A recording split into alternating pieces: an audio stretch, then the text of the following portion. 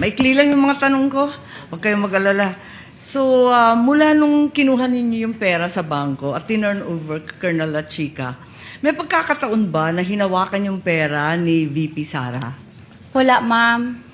At masasabi mo ba kung nakita man lang kahit isang sentimo nung pera ni VP?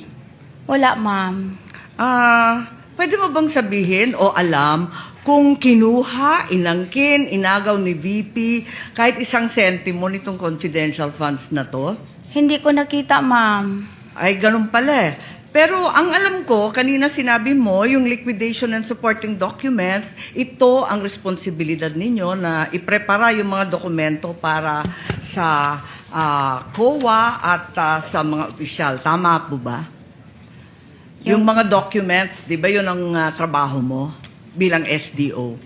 Kasali po yun, ma'am. Nung naghahanda ka nitong mga papeles na to, katabi mo ba si VP para tignan yung mga daan-daan, libu-libong mga dokumento tungkol sa confidential funds? Nandun ba siya? Wala po siya, ma'am. Nagbibase lang po ako, ma'am, kung paano yun gagawin po doon sa GC, ma'am. Tinitignan ba niya yung bawat isa ng mga acknowledgement receipt, yung iba't iba pang papel for personal authentication? Tinitignan ba niya yan? Basta, ma'am, yung mga acknowledgement receipt, ma'am, galing po yun kay security officer, ma'am, at binigay po niya sa akin, ma'am. At siya bang nagbigay sa iyo? Inabot ba niya yung mga resibong yan na tinatanong ngayon ng prosecution? Inabot po sa akin, ma'am, na naka-envelope po ng brown envelope ni security officer, ma'am, na si Colonel La Chica, ma'am. Si Colonel La Chica at hindi si VP Sara ang nagbigay sa inyo ng mga papeles. Siya ba ang kumuha ng mga signature nung mga nakapirma sa resibo? Si Colonel La Chica po ang security officer, ma'am, at siya po ang nag-implement, ma'am, ng mga various confidential activities po, ma'am, on the ground.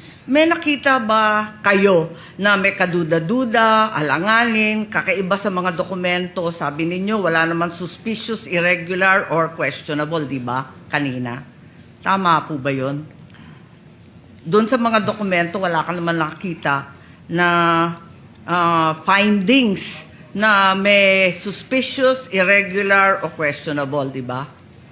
May ano po lang yun, ma'am, yung mga walang name, walang perma, walang date. At biniverify ko po yun kay security officer po, ma'am, na si Colonel La Chica. So pinuno ninyo to at tinama. Yung ba? At masasabi ba ninyo na alam ni VP Sara na may depekto? Alam ba niya na may kakulangan, may pagkamali sa mga supporting documents o hindi? Wala akong alam, ma'am.